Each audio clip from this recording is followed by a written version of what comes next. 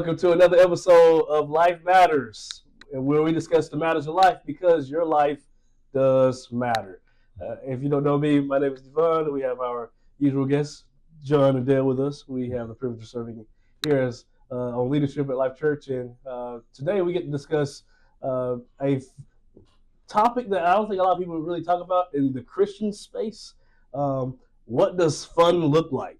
What does fun look like? Is it just entertainment all day, every day, 24/7? I go party, or is there supposed to be meaning behind fun?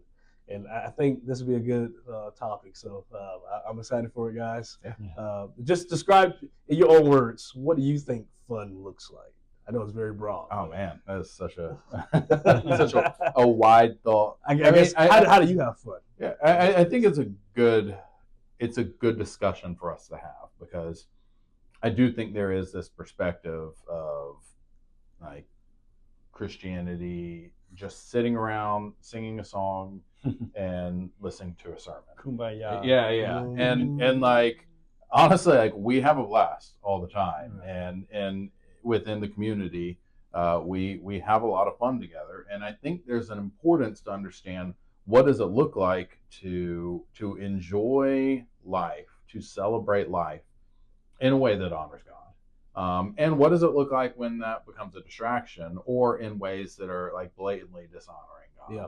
And kind of drawing those distinctions. So, I mean, I'm a huge people person. So are you now? And so, like, I really, really enjoy time with other people, almost regardless of what I'm doing. I just like being around people.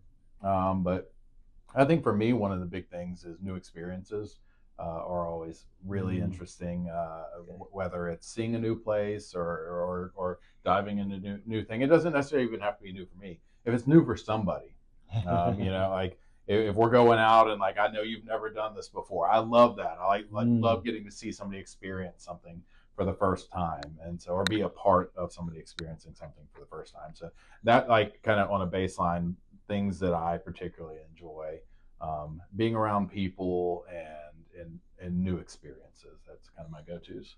Yeah. So similar. I mean, I wouldn't. I don't know if I'd go as far. Like, obviously, I'm a little bit off from. I love people and I love being around people, but I also, there it is. I also love like getting away as well. You know, obviously, I've said many times one of my bigger hobbies is hunting. It's just like I'm gonna go sit by myself in a tree and just like get away, and that's fun to me. While also like much the same as John, like I do enjoy new experiences, going or really more relationships, not less the experience, but the relationships in those experiences. Who I get to do them with matters more than what I am doing. So, Yeah. very somewhat. Yeah, and I actually like, because you and I are not like polar opposites, but different on like hunting, we are polar opposites. Yeah. Opposites attract. Well, it's much the same as like plays and stuff like that. Where, I'll be a part yeah, of like it. I love to be like theater and stuff like that. I love it. It's a blast for me, and you'd be willing to for you hunting, and I don't know that I'd be willing to do hunting, camping, that kind sounds of stuff. fun. I'm gonna try. Yeah, I tried the theater. I need to try this out. But I do think there is something to like. It's okay that like what works for one person doesn't necessarily work for every single person, and so sometimes those things that we enjoy, there are distinguishable. There are going to be commonalities. Right. There are going to be aspects that are common, but people don't need to look at me and be like, okay, I need to become John or become Dale or become Devon or become whoever. Right. That just to mimic one another. Whether somebody is more introverted or extroverted makes a difference on not only what they might enjoy at particular times, but how they're going to enjoy it, or limitations to, I can be around people probably 23 hours a day. It'd be pretty good. And, Wow, 1 hour of sleep. Okay. No. I'm assuming like not camping out, but like if we're at like a guy's retreat and stuff, like right. maybe 1 hour of that I'm gonna like slip away and be like get some prayer time. Yeah, just time away from everybody else. But like sleeping in a bunk room with people or whatever, like I'm totally cool. Like I don't need a lot of alone time. Whereas, you know, both of you are more introverted than I am, at least, and we like appreciate your time of like kind of recharging without. I'm good for like a week of that. Yeah, but then I'm gonna need like a day or two to kind of recoup, and then I can jump back in. A day or two, that's good. I'm more like 3 or 4 days. I love people, I do. I know. If I can get away just for a little bit, I'm good. Yeah, I can connect, recharge. All right, I want to ask this question because I do think it's important because people would kind of just hear this topic and they say, okay, but what does the Bible say about fun? Does the Bible explicitly mention what kind of fun can I have, or what does God say about fun? So this is a tough one because, and I'll kind of like just bring it out to like general things that entertain us, and there's not like a lot of specific moments where we'd be like, here's what the Bible says about movies or going to the theater or you know, playing games with friends. There are some things that the Bible does specific that people might kind of put in that category of entertainment or fun that the Bible does fellowship when we say food. Yeah, absolutely. So I think in positive realms we find moments that Scripture speaks to, like here's some good things to be involved in. And I think on the other side, we are going to find some things that the Bible's going to make blatantly clear. Yep. This is not for your entertainment. And maybe we save that for a little bit later, but you know, I shared with y'all earlier, one of the statements that I've heard made that has been profound in my mind and my heart was that we should not be entertained by those things for which Jesus died. And it, like that kind of sits on my mind because it does make me at least kind of filter through what things am I going to enjoy, what things am I going to be entertained by, and evaluating the kind of risk reward kind of relationship with those things. What do I actually get out of it? You know, one of the things that I like to try to do is, like, if I'm done doing anything, kind of ask myself the question, like, can I thank God for what I just experienced? Can I thank, like, if I went and watched a movie, can I, like, with a healthy heart, thank God that I got to spend that time? You know? Whether it's PG or rated R. Right. Like, and I thank God. Right. Because then I don't have this like filter of like, let me decide how the world standardizes these like rating systems, or even like what other people might think, but rather like I think a simple like trying to just break it down to its simplest form. Can I thank God for this? At the end of the day, God, thank you for that time. And for me, like when I am having fun in a way that honors God, I can, one, thank Him for it. Two, I actually feel way better. You know, having that kind of fun. And so yeah, I think maybe we start off with more where it's good things, but I do think there's a lot said in Scripture about where the limitations lie. It's good. Yeah, do you see the good things? Go ahead. You can answer. Yeah, I was listening so much so that I forgot where we were going. Good things in the Bible. Good things in the Bible. Yeah. Yes. Sorry. You're good. I kind of got in. I was like, I became a viewer instead of part of this. I was just like, all right, yeah. No, I loved what you were saying. You know, about like the way to filter it out. So yeah, but. Yeah, good things in the Bible we get to see. We do see times where they come together. Actually, God like calls them to come together. You mentioned breaking bread, and we see that God you had mentioned, and I pulled it up because I was looking at it and thinking through it as we were considering what does it look like for fun. You know, the feast that God called them to, and it calls them that feast. You know, like you don't think of a feast and go, you know what? I bet that's not going to be good. At least not me. I love food. So I know John will jump in with me on that. Yes. We do feast from time to time. And all you can eat buffet sounds delicious. It does. And it's getting close to lunchtime for us right now. But like some of the best moments that I've had, the funnest moments, the most memorable moments, the most enjoyable moments I've had have been at a table. One of the best meals I've ever had in my entire life was in Belize at somebody's home, just spent at a table with people, just enjoying, what I now know is just the Spanish word for soup. I did not know that. Wait. Just want to make sure. How'd you get to Belize? What were you doing? How'd you get there? Yeah. So we went on a mission. This was actually before the mission trips actually started.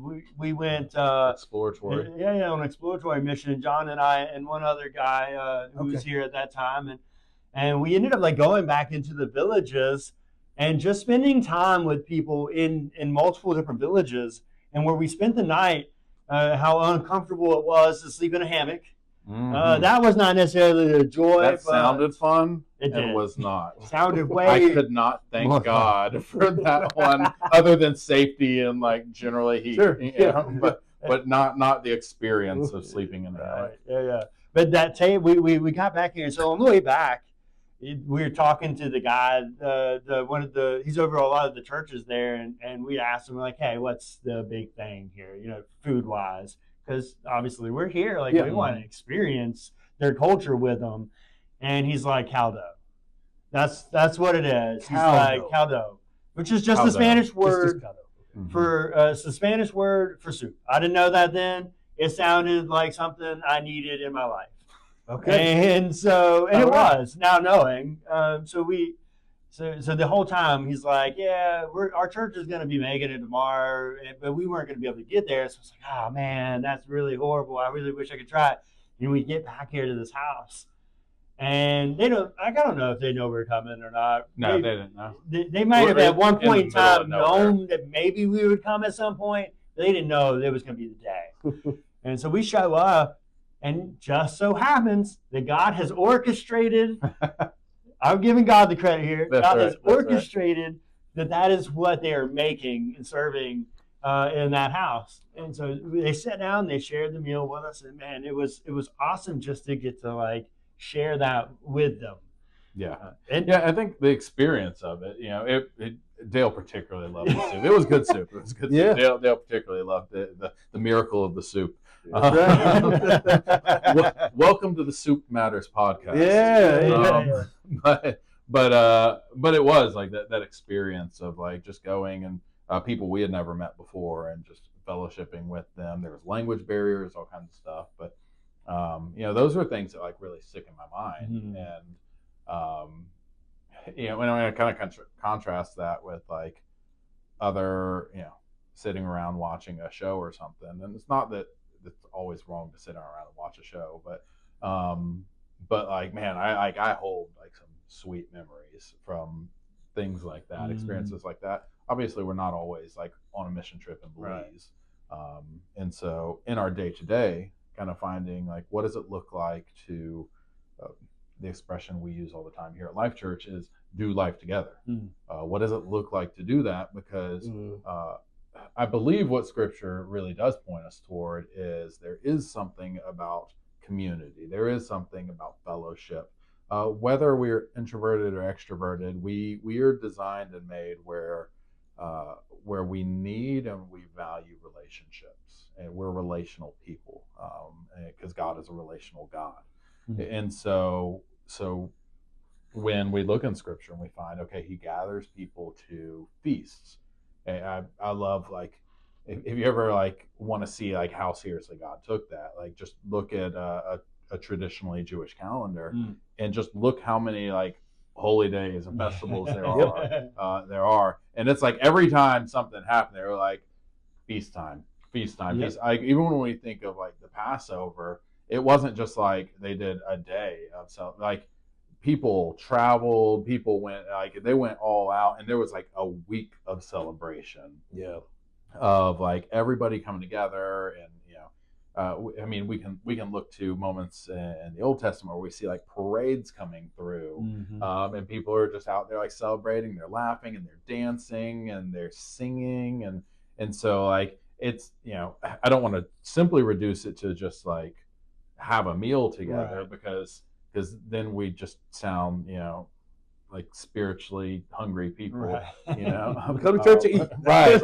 We have, Right. I mean, that is the Baptist way. yes, that is. We come to church and we eat afterwards. Yeah. But there's so much more to it. Well, like I think of like, you know, not long ago we had a group of guys go and we played paintball, and like that was a day that I could like I thank God for that, you know, and I enjoyed it, you know, a little Even with painful the welts. moments. Yeah, got a few painful shots in there, but or just this past week for me, or a couple times ago, I'll say on a fairly regular basis, we have people over to our home to like we'll play games, do game night, and like, you know, and for some groups like one game's going to work better, and other games are going to work better. The women here at the church, they do paint night, yeah, those things like that. The men sometimes do the men's retreat. Sometimes we go bowling. There are several ways of having fun, but I think the basis is who's at the center of the fun. Right. That's right. Yeah.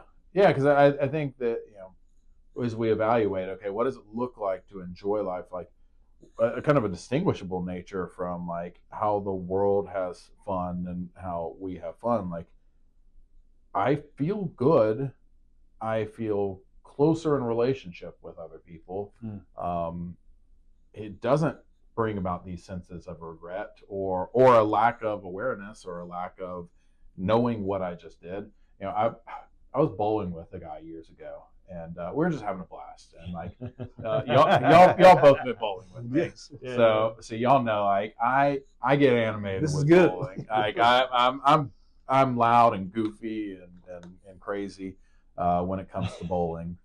And one of the guys, he was like, he said, he was like, this is the first time I've ever been bowling, and he said, and not drunk doing it, and Wow. and he was like, this is a blast, and I was like, it really is. Wow. And I think one of the best compliments I've ever gotten was somebody told me, they're like, yeah, you have a lot of fun for somebody who's like, you know, not inebriated while you're doing it. And I was like, I don't have to be inebriated to have a good time. You know, I can act goofy and silly and hopefully do it in a way that honors God too. Right. But you know, where we get to share laughter and enjoyment and in those experiences, man, like I love when I can look back and there's a story associated with people. Like when I look back and think of like, you know, going and playing like frisbee golf. Oh my gosh, like yes. Yeah, we haven't done that in years, but like, you know, you say that and all of a sudden your mind kind of goes back there, and like, you know, those kind of things we did, or even like just like working on, like sometimes projects that we're working on that it's like, oh man, like this was like a hard experience that we made, like was we're building things around church here, or even like we mentioned mission trips, and like when we go on mission trips, like we were working hard, we were sweating. Like I remember days where you take off your shirt at the end of the day, you squeeze it, and it's just drenched out. There you go. But also like usually on a mission trip, we'll take a day and we just go and like enjoy. Like we enjoy the place that we're at, and you know, go experience something new with people, and to know that God is honored in those things. And so we come back and we reflect on them. You know, I want to know at the end of each night that I can go and like kind of reflect on my day and think about all that God has allowed me to see and experience and do. Yeah, so beautiful. I'm encouraged just in this conversation, only because like we see that. I think sometimes, and Dale, we mentioned this earlier, he was talking about it earlier before we got on the podcast, right. And Dale mentioned that the misconception that you hear is that people associate Christianity or following Jesus with boredom. Yeah. So what I was saying is that I remember for many of my own years, like growing, you know, as a young adult, I associated Christianity with boredom. Okay, so Like, this is your experience. yeah, but not just me, but many people. Gotcha. Like, Yeah. you don't want to. You don't want to fully commit, because it's like, well, once I fully commit, once I like surrender in and I become like part of the church, and the church is who I hang out with, I'm like, that's boring. I don't want to do that. Like, I don't mind going on trips and stuff like that, and here and there, but like, I'm also going to keep one foot out, because I want to have fun. The things that I deemed as fun then were, you wouldn't do them in church or around people with church. Like, I got to have a little space away. And of course, what I found is, since then, like, putting all in, submitting my life to God, like, 1000%, I enjoy my life so much more now. Yeah. Not only do I enjoy it more, but like, I can be proud of the things that I'm doing that I enjoy doing. Obviously, I'm not going to go into a lot of details of the things that I was doing that I would have considered fun then. Maybe that's a whole nother podcast at a different time. Share your story one day. But they definitely wouldn't have been honoring to God. And now, like, when I get to do this, not only do they honor God, but I just thoroughly enjoy them more. I laugh more. My memories are better memories. Right.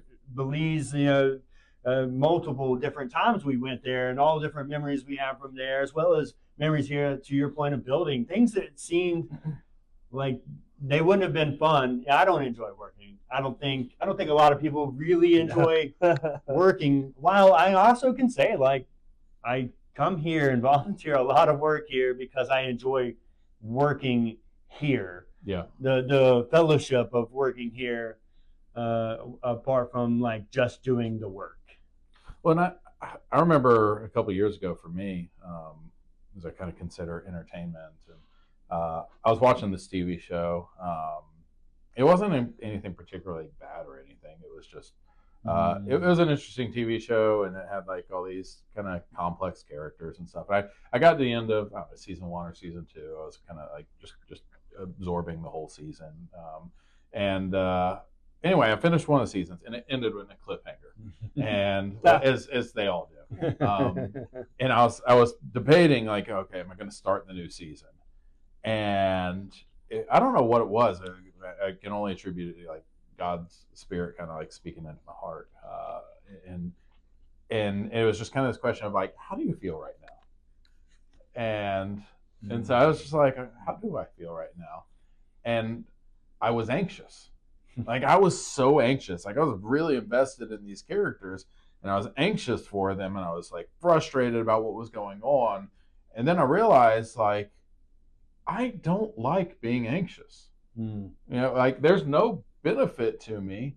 Like, whether these characters do something or don't do something, or this show gets canceled or not canceled or whatever, I was just like, in my mind, I was like, I don't like the way I feel right now.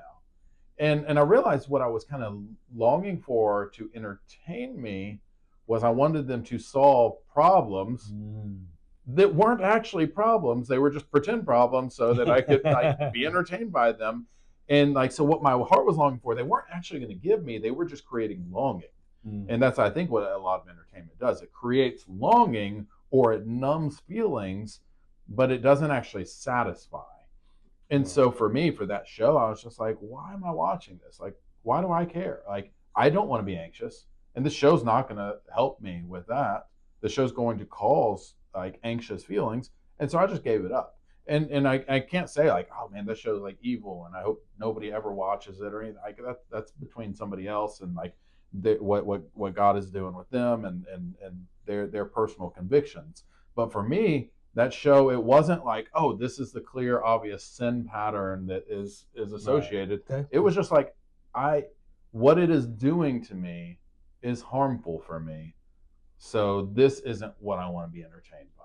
This isn't bringing joy and peace. This is adding to the characteristics of the fruit of the Spirit in my life. I don't feel good, if you do something over and over, and every time you get done with it, you're like, I don't feel good when I get done doing that. I at least think it brings the question, why am I doing this? Yeah. And so I stopped watching that show, and I'm glad I did. And Now, to be fair, that is most shows, because the whole point of a show or movie is to like create this problem and then solve the problem. The problem with television is, because they want you to come back for the next show, is they go ahead and give you the problem for the next show. Right. While a movie like usually at least ends with some kind of solution. Yeah. Right. Yeah. Because I don't want to make it sound like, I'm not gonna watch anything that has a good cliffhanger in it. Like, sometimes. I don't know, man. You sound pretty boring. No, just playing. Just playing. Oh, but kind of evaluating what does it do to me, and it has caused me to like. There's some things that I don't find the entertainment value in. And there's things that I like that other people don't. I'm a big sports guy. I love sports. That makes sense. It always has a solution. Yeah, it does. You watch it because you know at the end there's going to be a there's winner. going to be there's like somebody wins. Even if my team lost, I like no, or as goofy as it sounds, I love like cooking competitions because it's like sports meets food. Like two of my favorite. That makes sense for you for sure. And so I end up watching that kind of stuff in my downtime. I also think that it is important to not allow entertainment to be that thing that like isolates us. Oh yeah, because especially in the world that we live in, like we have phones and internet and our computers and tablets and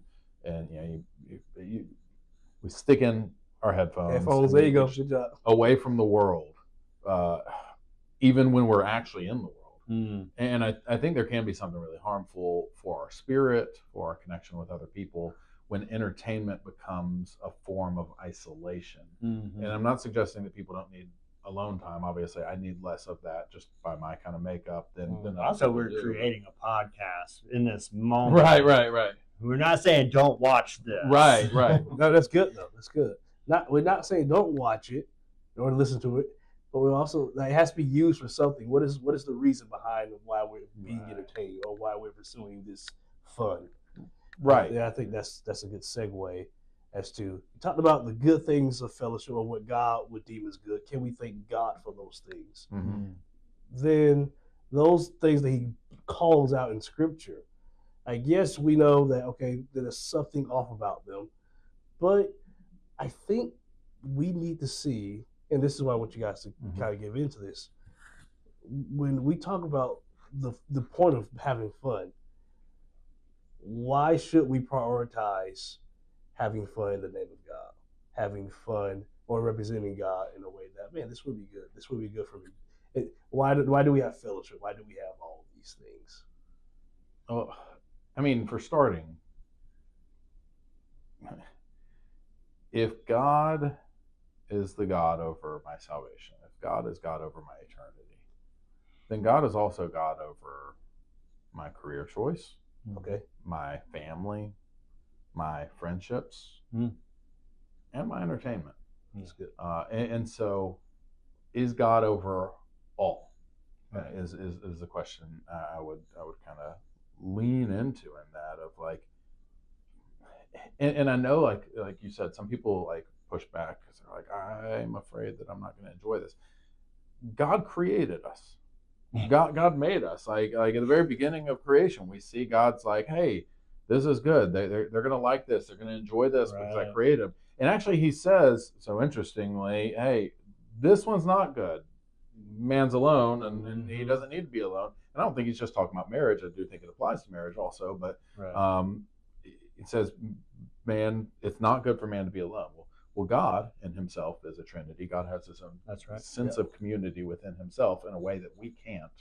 And so, because we're in His image, we long for relationships.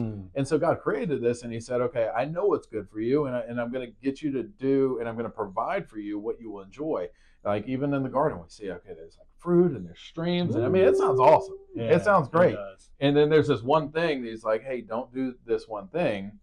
And they're like, I think I might enjoy that. And He told them they're not going to. And the devil's like, I think you're going to enjoy this. And then they look at it and they're like, yeah, it looks pretty good. Yeah, that looks legit. and they try it, and immediately they feel shame, they feel guilt, they start hiding from God. Yeah. And so I think the big question comes down to like, do we trust that God actually knew what he did and what he was doing when he created us and when he designed us. Because if he does, then the way he says, hey, here's what you're really going to enjoy, it actually works. And to the point that when I look at the happiest people I know, the most satisfied people I know, they're believers.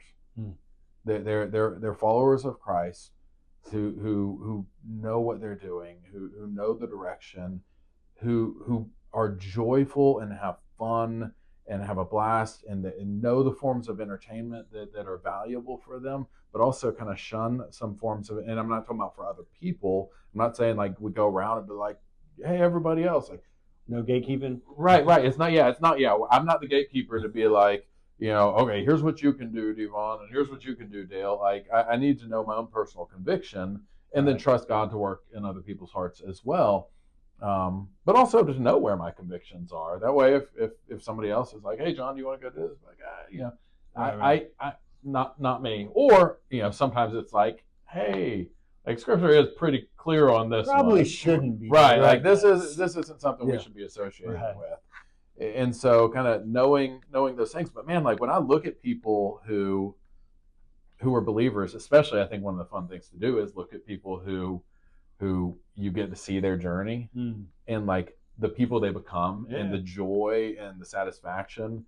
And then you look at people who don't have that and the sadness and the fear and the frustration that's associated with trying to be filled by something that can't fill you.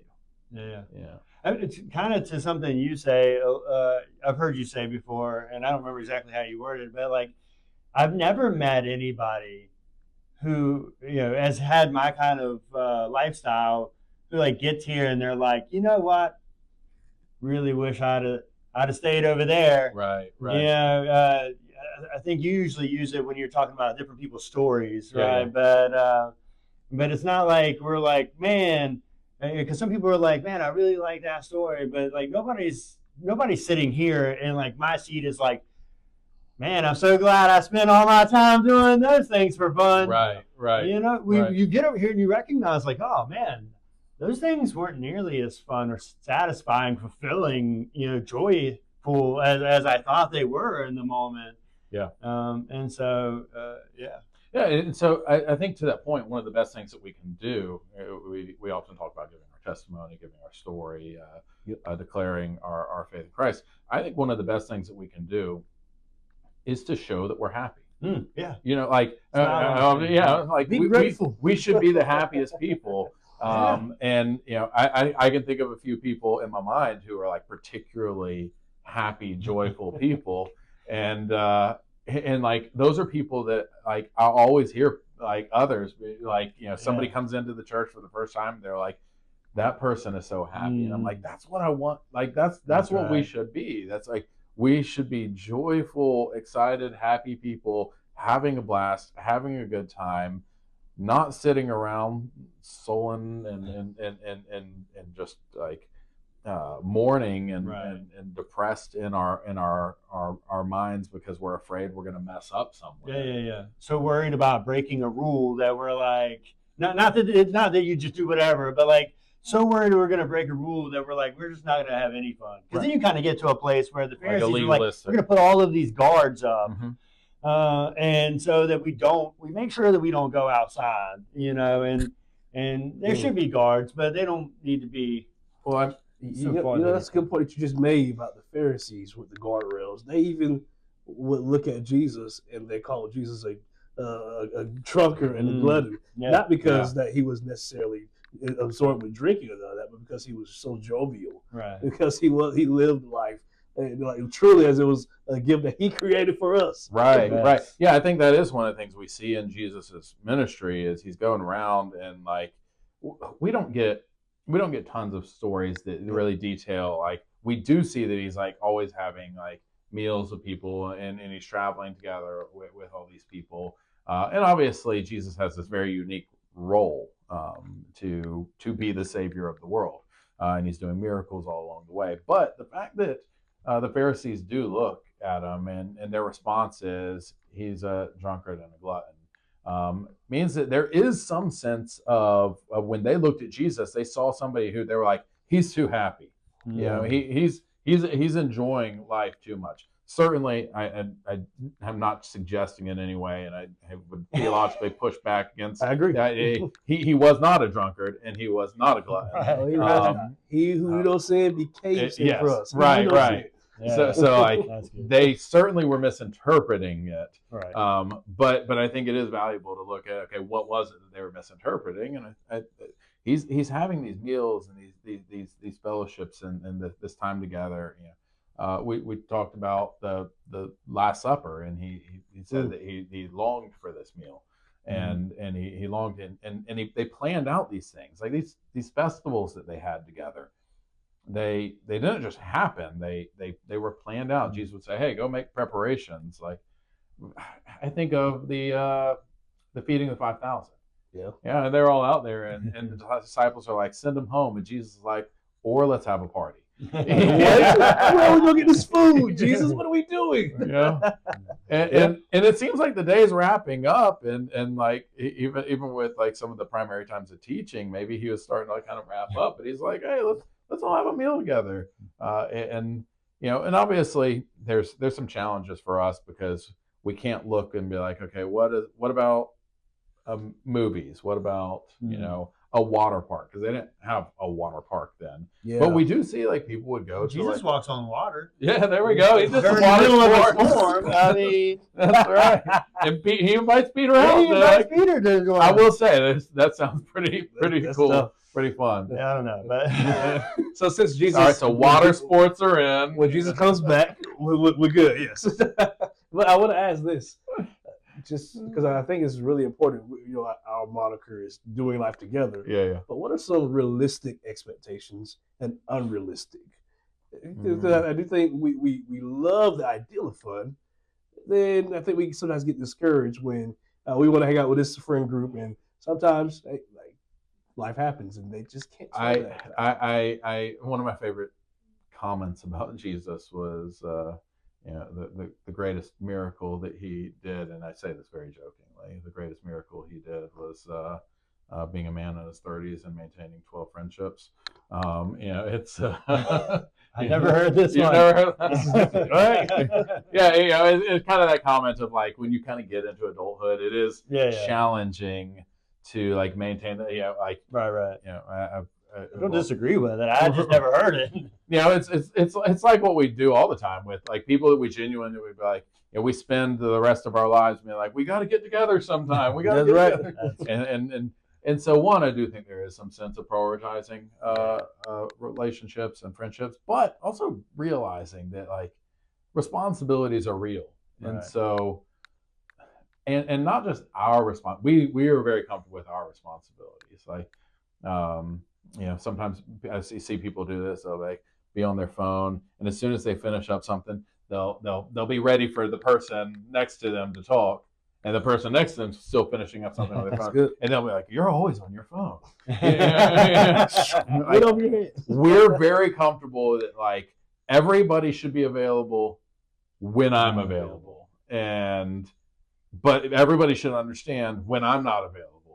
And so one. We just do well to have some empathy and some reasonable expectations upon other people. There are people who have a little bit more flexibility in their schedule. I think with youth comes that a little bit more flexibility in our schedule. Paul kind of points to that of if you're married, if you have children, you have responsibility to your spouse, to your children, and so. You know, I remember as a young man without a family, you know, my schedule, my flexibility was easy. Right. You know, I've got a wife, I've got kids, I have responsibilities to them, and so to faithfully steward my family and my spouse, I have to say no to other things at times. And so I think having realistic expectations of other people's schedules don't revolve around me. And there might be times I struggle with the world we live in, I'm going to be honest, because we are in a world where it's just like send a text and you expect somebody to respond immediately. Call somebody and you expect them to answer. I get anxious. I'm not Actually, gonna thinking lie. about that. Like, oh man, they I'm not text gonna me. lie. I have to catch myself sometimes too, because I'll be that guy. I'm like, man, it's taking them a long time to answer this. Mhm. And then I'm like, well, they've got things going on. I've had to get comfortable with, and I just kind of like let people know in my life, like I will respond to you, but it's probably not going to be immediately, and that's okay. Like we live in such an immediate society that we forget that, like, and what we do is we're wearing everybody else out. We're wearing each other out. We're all worn out. That's why everybody's worn out all the time. Is we don't know how to rest, and we don't know how to say, like, you know what, that will still be there in 10 minutes. Yeah. And that's okay. And it can be there, and I can respond to that in 10 minutes. Thanks to a microwave and Amazon. Right. Yeah. I mean, like, goodness, I can order something. It's in my house in an hour now. Yeah. And so, like, we're used to that, and I know it's kind of off of the subject of fun, and I'll kind of just drop it in here, but as we're starting to wrap up, rest is so important. And even for me, I'm like, I love being around people. That doesn't mean I always want to be doing something. I actually find good rest. I enjoy just sitting in a room with my wife.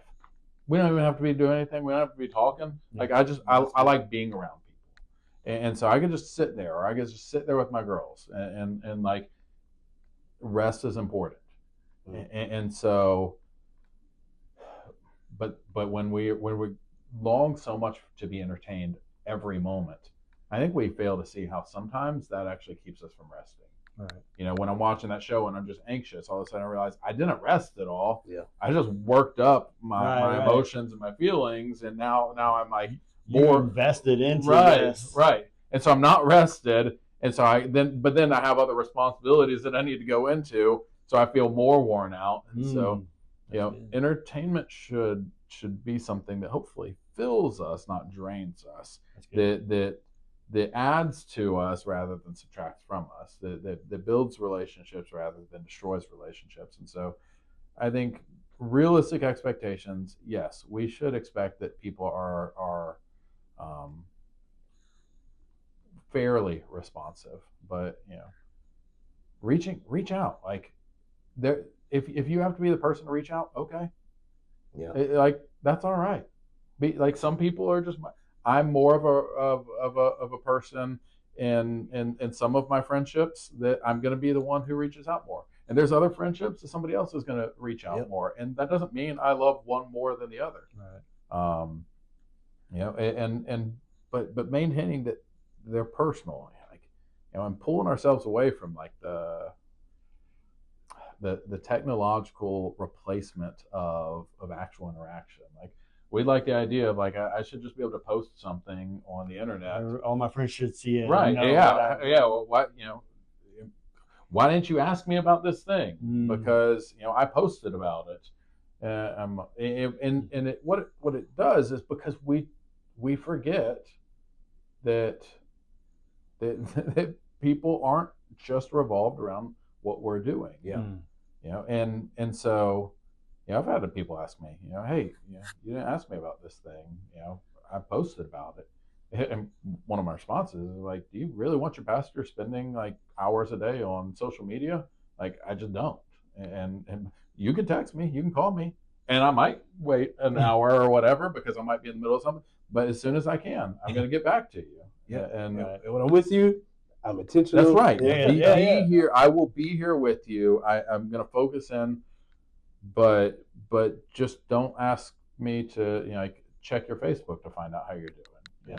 You need to talk to me. I'm here for you.